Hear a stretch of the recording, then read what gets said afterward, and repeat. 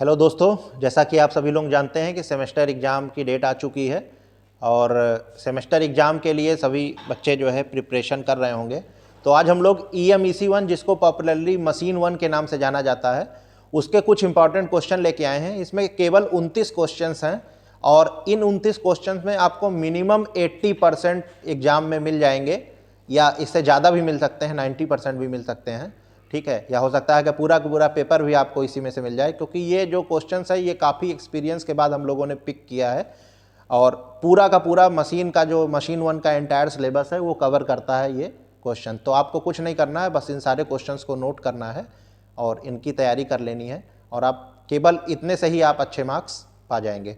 तो इससे पहले कि हम लोग इस वीडियो को शुरू करें, आप इस चैनल को लाइक करिए, शेयर करिए और अपने दोस्तों में सब्सक्राइब करिए। इलेक्ट्रिकल इंजीनियरिंग के और भी जो दोस्त हैं आपके किसी भी संस्था में हैं तो उनसे भी शेयर करिए ताकि वो लोग भी लाभान्वित हो सके। तो चलिए स्टार्ट करते हैं। तो EMEC1 मोस्ट इम्पॉर्टेंट क्वेश्चंस, तो 29 क्वेश्चंस की सीरीज में जो हमारा पहला क्वेश्चन है, ठीक है, देखिए first question is what is back EMF in DC machine, what will happen if it vanishes. DC machine में बैक EMF क्या होता है और अगर बैक EMF अचानक गायब हो जाए तो क्या होगा। ठीक है, जैसा कि आपको पता है कि बैक EMF जनरेट होता है DC मशीन में। ठीक है, तो ये बैक EMF होता क्या है एग्जैक्टली, कैसे ये जो है अपीयर हो रहा है और अचानक अगर बैक EMF गायब हो जाए। जैसे आपने एक फार्मूला पढ़ा होगा VT minus IARA equal to E।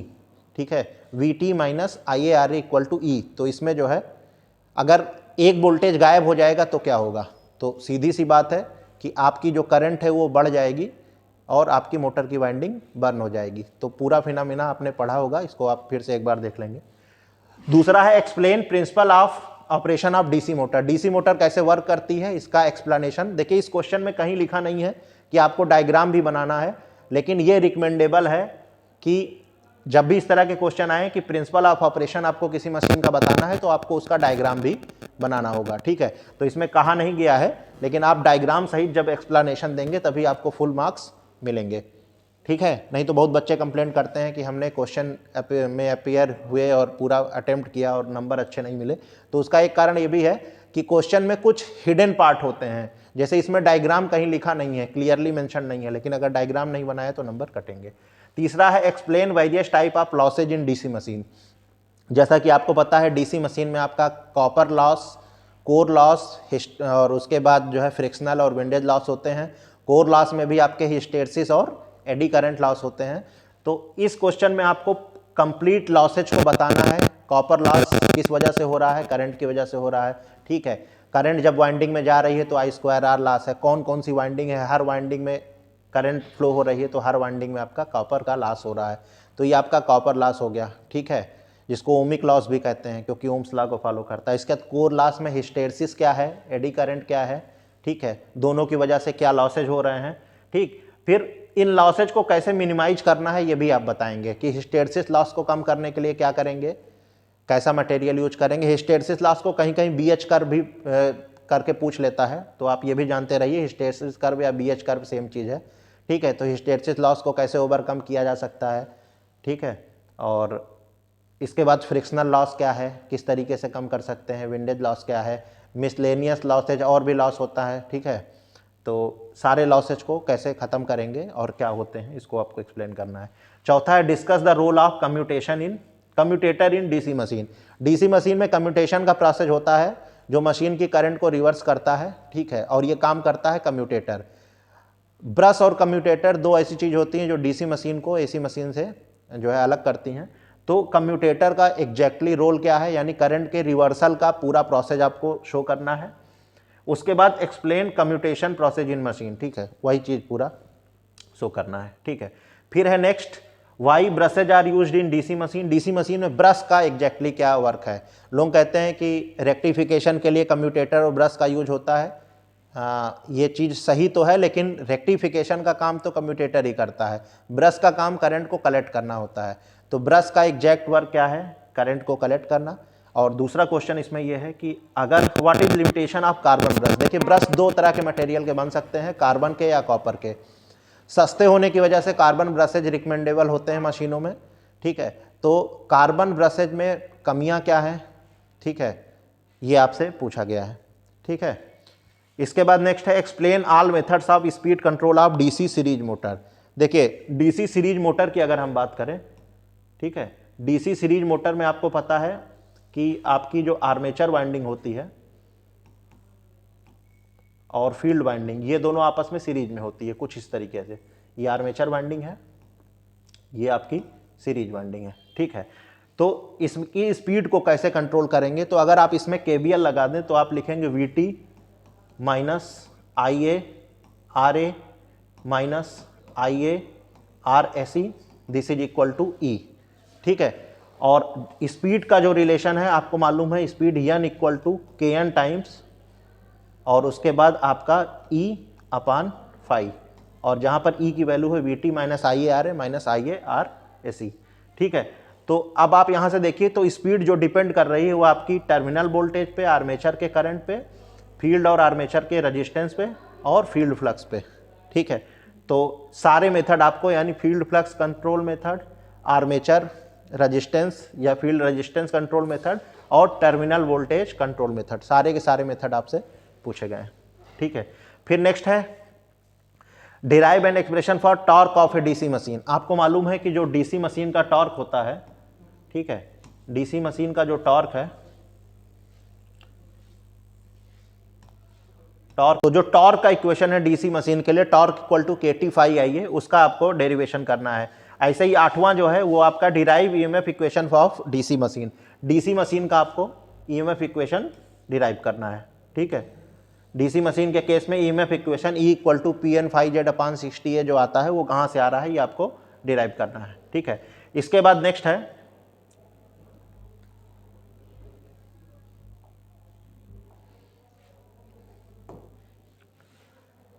Draw torque speed characteristic of DC shunt and DC series motor. DC shunt और डीसी सीरीज मोटर के केस में टॉर्क और स्पीड के बीच में आपको एक कर्व ड्रा करना है, ठीक है। इसके बाद अगला है explain working of A 3 point starter in DC machine. 2 point और 3 पॉइंट स्टार्टर दोनों ही इंपॉर्टेंट है, लेकिन नॉर्मली 3 पॉइंट स्टार्टर ज़्यादा पूछे जाते हैं। इसके बाद नेक्स्ट है what do you mean by armature reaction in DC machine, how we can minimise armature reaction. DC machine में एक फिनोमिना होता है, एक लॉस होता है आर्मेचर रिएक्शन, ये कैसे हो रहा है और इसको मिनिमाइज कैसे कर सकते हैं, ठीक है। इसके बाद नेक्स्ट है what do you mean by voltage regulation of transformer. Transformer के केस में वोल्टेज रेगुलेशन क्या होता है, और उसके बाद maximum power factor for maximum and zero regulation, जब रेगुलेशन जीरो हो जाए और मैक्सिमम हो जाए तो दोनों के केस में पावर फैक्टर क्या होगा ये आपको बताना है, ठीक है। इसके बाद नेक्स्ट है आपका draw phasor diagram of transformer for no load. Transformer का नो लोड पे आपको फेजर डायग्राम ड्रा करना है, ठीक है। इसके बाद नेक्स्ट है explain basic principle of operation of transformer. Transformer किस प्रिंसिपल पे वर्क करता है। देखिए बहुत लोग कहते हैं ट्रांसफार्मर म्यूचुअल इंडक्शन पे वर्क करता है, बहुत लोग कहते हैं सेल्फ इंडक्शन पे वर्क करता है, जबकि दोनों ही चीज़ें गलत हैं, ठीक है। तो ट्रांसफार्मर का बेसिक प्रिंसिपल ऑफ ऑपरेशन क्या है, इसको आपको एक्सप्लेन करना है डायग्राम बना के, ठीक है। और ये भी क्वेश्चन हमेशा हर बार आने वाला है। नेक्स्ट है explain various parts of transformer using neat and clean diagram. Transformer के सारे पार्ट्स के बारे में बताना, एक अच्छा डायग्राम बना के, इसकी भी प्रैक्टिस आपको कर लेनी चाहिए क्योंकि ये भी एग्जाम में पूछा जाने वाला क्वेश्चन है। इसके बाद what are various losses in transformer. Transformer में कौन कौन से लॉसेज होते हैं ये आपको बताने हैं। फिर वाई ट्रांसफार्मर है हाई एफिशिएंसी। ट्रांसफार्मर की एफिशिएंसी 96 से 97-98% तक होती है, इतनी हाई क्यों है। What will happen if we give DC supply to transformer. Transformer basically AC पे चलने वाली मशीन है, और ट्रांसफार्मर मशीन है भी कि नहीं ये आप कमेंट करके बताइएगा, इसको मशीन की कैटेगरी में रखते हैं कि नहीं। और ये हमेशा एसी सप्लाई पे चलता है। क्या होगा अगर हम डीसी सप्लाई दे दें ट्रांसफार्मर को, ट्रांसफार्मर की वाइंडिंग बर्न हो जाएगी कि ट्रांसफार्मर स्टार्ट ही नहीं होगा कि क्या हो जाएगा, इसको आप कमेंट करके बताइएगा। इसके बाद नेक्स्ट है what are role of breather and Buchholz relay in transformer. Transformer में सेफ्टी के लिए एक बकहोल्ज रिले लगता है ऊपर टैंक के पास, उसका क्या फंक्शन है। और ट्रांसफार्मर का ब्रीदर जो होता है, जिसको हम कहते हैं ट्रांसफार्मर जिससे सांस लेता है, तो ब्रीदर का क्या एग्जैक्टली फंक्शन है ये भी आप पढ़िए। फिर है differentiate between 2 winding transformer and auto transformer. एक कन्वेंशनल 2 वाइंडिंग ट्रांसफार्मर और एक सिंगल वाइंडिंग ट्रांसफार्मर जिसको ऑटो ट्रांसफार्मर कहते हैं, इनके बीच में क्या डिफरेंस है। फिर how power transformer is different from distribution transformer. Power transformer और डिस्ट्रीब्यूशन ट्रांसफार्मर में क्या अंतर होता है, दोनों एक दूसरे से कैसे जो है अलग हैं, ये भी आपको बताना है। ठीक है, ये भी एग्जाम में पूछा जाने वाला क्वेश्चन है। इसके बाद नेक्स्ट है how what do you mean bye ये स्टेप अप और स्टेप डाउन ट्रांसफार्मर। सबसे बेसिक सा क्वेश्चन है कि वोल्टेज लेवल के आधार पे किस ट्रांसफार्मर को स्टेप अप बोलेंगे और किसको स्टेप डाउन बोलेंगे। ठीक है, इसके बाद नेक्स्ट है what do you mean by phase voltage and line voltage establish relationship between both in case of star and delta connection. VL और VP फेज और लाइन वोल्टेज, इनके बीच में जो relation VL equal to VP and VL equal to √3 VP होता है, ये आपको इस्टेब्लिश करना है स्टार और डेल्टा कनेक्शन में। ठीक है, फिर नेक्स्ट है establish relationship between copper loss and iron loss in case of maximum efficiency. जब एफिशिएंसी मैक्सिमम हो जाए ट्रांसफार्मर की, तब कॉपर लॉस और आयरन लॉस के बीच में क्या रिलेशन होता है। ठीक है, दोनों बराबर हो जाते हैं हमको पता है, लेकिन ये डेरिवेशन आपको करने हैं। फिर है what are various maintenance routine for transformer which test are done for annual maintenance of transformer.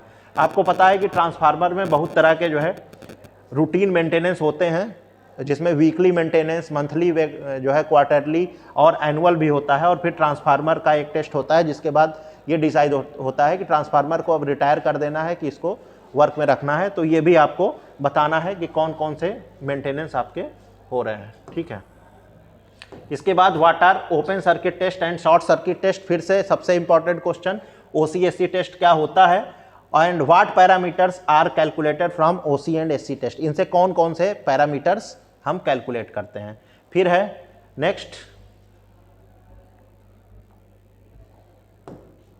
Y rating of transformer is always in VA KVA MVA में ही रेटिंग क्यों होती है, वोल्ट एम्पियर में। ठीक है, क्यों वाट में, किलोवाट में या मेगावाट में नहीं होती है, ये भी बहुत इंपॉर्टेंट क्वेश्चन है। ठीक है, and which material are used for making core of transformer. CRGOSS नाम हमने सुना है। ठीक है, तो उस मटेरियल के बारे में आपको बताना है कि कोर इससे ही क्यों बनाया जाता है। फिर नेक्स्ट है explain hysteresis loss in transformer. Transformer में जो हिस्टेरेसिस लॉस या BH कर्व बनता है वो क्या होता है, इसका क्या सिग्निफिकेंस है, इसको कम ज़्यादा कैसे कर सकते हैं। ठीक है, ये चीज़ें आपको बतानी है। फिर है what do you mean by induction. Induction का प्रिंसिपल क्या है और एक्सप्लेन करता है आपको सेल्फ इंडक्शन और म्यूचुअल इंडक्शन, कि सेल्फ इंडक्शन क्या होता है, म्यूचुअल इंडक्शन क्या होता है। ये पूरा फिनोमिना आपको बताना है। फिर लास्ट है differentiate between core type and shell type of transformer. Construction basis पे दो तरह के ट्रांसफार्मर होते हैं, core type transformer and shell type transformer. एक इसमें कॉपर ज़्यादा यूज होता है, आयरन कम, इसमें आयरन ज़्यादा यूज होता है, कॉपर कम। तो ये दोनों टाइप के कंस्ट्रक्शन आपको डायग्राम के साथ बताने हैं। तो ये 29 क्वेश्चन इतने इंपॉर्टेंट हैं कि अगर आप केवल इन्हीं को तैयार कर लेंगे तो भी आप 80% नंबर के क्वेश्चन वहाँ पर पा जाएंगे एग्जाम में एज इट इज। ठीक है, तो मेरा ये रिकमेंडेशन है कि आप इसको अच्छे से इन क्वेश्चन को तैयार करें और इसके बाद अगर समय बचे तो फिर सिलेबस के इधर उधर और भी क्वेश्चंस को तैयार करने की कोशिश करें, लेकिन पहले इन 29 क्वेश्चंस को अच्छे से तैयार कर लें और रिवाइज कर लें। ठीक है, और इस वीडियो को अपने और भी दोस्तों के साथ शेयर करें जो इलेक्ट्रिकल इंजीनियरिंग के सेकेंड ईयर में स्टूडेंट हो। ठीक है, धन्यवाद।